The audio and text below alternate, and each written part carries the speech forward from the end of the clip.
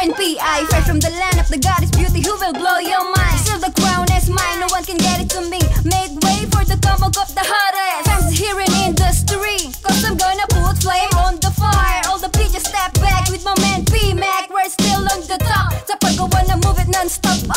Ilang taong nawala sa eksena, but still my name was never faded. Tugtugan ay kakaiba, halika't makinig ka na. Sa saliw ng nota, tanging sandata ay musika. Mula noon hanggang ngayon, ilang taon man ang lumipas, walang kupas. Having a lot of skills with cracking sounds. Fuck all the haters, they can't bring me down. Keep on moving, keep on grooving, keep on rocking, keep on rolling. Importante ba yung beauty ng pagra-rap? Siyempre, oo, nakakatulong yan eh. Siyempre, hindi. Pero di ko sinasabi maganda ako. Kung isang babae talented, then plus beauty, papansinin ng tao yan eh. Tatangkilikin lalo yung mga boys. Joke. Hindi, importante. Siyempre, malay mo, magkaroon ka ng chance may kumuha sa'yo on TV, GMA7, ABS-CBN. Siyempre, lagi nilang tinitignan, hindi lang sa talent, kundi sa itsura din.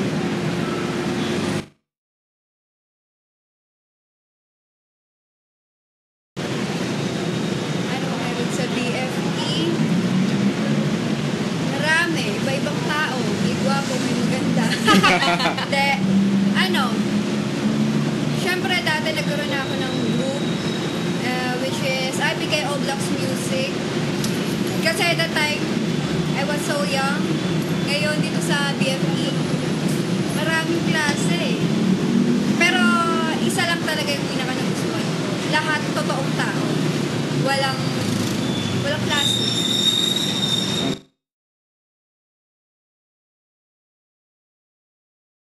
Ika nga nila, diba? Once na pumasok ka na dito sa hip-hop scenes, ika nga nila, nasa ugat mo na yan eh. Kumbaga, babalik at babalik ka dyan.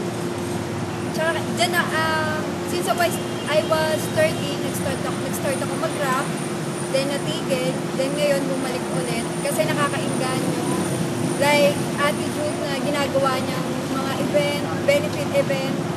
Kumbaga, naniwala ako sa mga pinaglalaban niya. So that's why nagkaroon ako ng sa sarili ko na ayun, na bumalik sa pagrarap.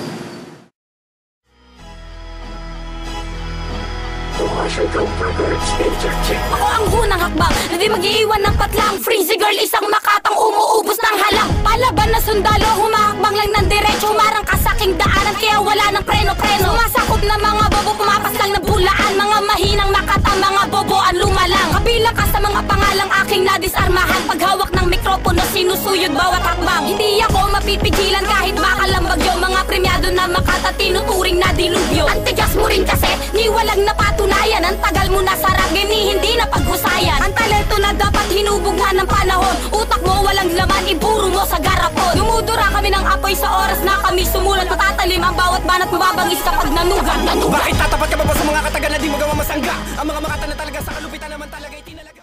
Ano nagpapalungkot sa akin? Kapag nalalaman kong may mga fake friends ako. Tapos pag may sakit ako na may mga show, yun, na hindi ako nakaka-attend. Yun lang. Yun ang mga nagpapasad sa akin.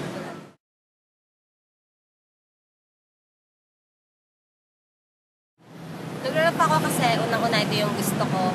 Tapos syempre, minsan kapag malungkot ako or may mga something, may problema ako, like family problem, ganyan. Sarap ko siya nadadaan. Yun yung way ko para mailabas ko yung gusto ko, yung mga gusto ko sabihin. Tsaka syempre gusto ko rin may pakita yung talents ko na hindi lang puro lalaki yung nagra-rap. Syempre meron ding mga babae na nagra-rap.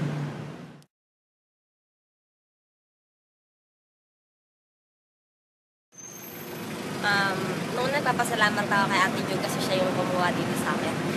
So siguro kaya ako naging bahagi ng BFE kasi may nakita si Ate Jug na talent na nababagay ako sa women business hip-hop. Siguro yun lang. Kasi nakita niya siguro may talent ako at saka marunong ako kasama sa tao. That's why, BFE family. Too hot to handle. Too hot to handle.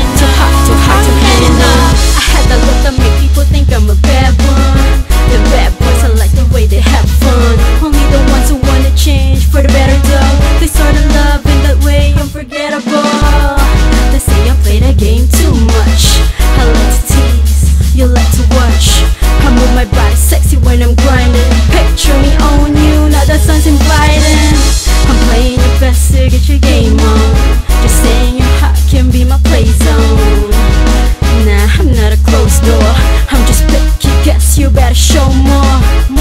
So were you man enough for me? Take on me on the same level, boy, indulge me. I don't get around like I'm on tour, but I get ass back like encore. Too hot, too hot, too hot, too hot to handle. Too hot, too hot, too hot, too hot to handle. Music, food, dancing, what else? Writing, because I get to express myself. Alright. Oh, and performing, of course.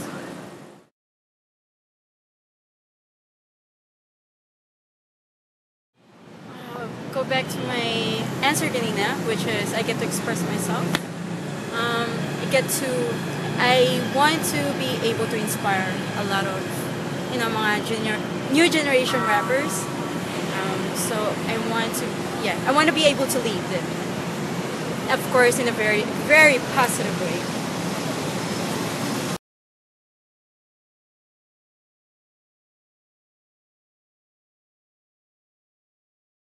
Basically, naniniwala ako sa mga tulong na ginagawa ng BFE family, most especially Ate Jug and Ate Gazelle. Tumutulong sila sa mga bagong rappers, and as well as binibigyan nila ng pagkakataon to perform.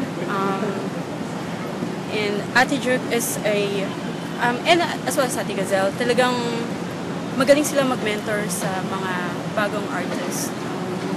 Hindi lang sa skills-wise, it's also attitude-wise. So pag gusto nyo sumali ng BFE, of course, hindi lang na you don't have to be the best to join BFE. Kailangan lang you have the heart sa ginagawa mo, and as well as yung right attitude. Alright.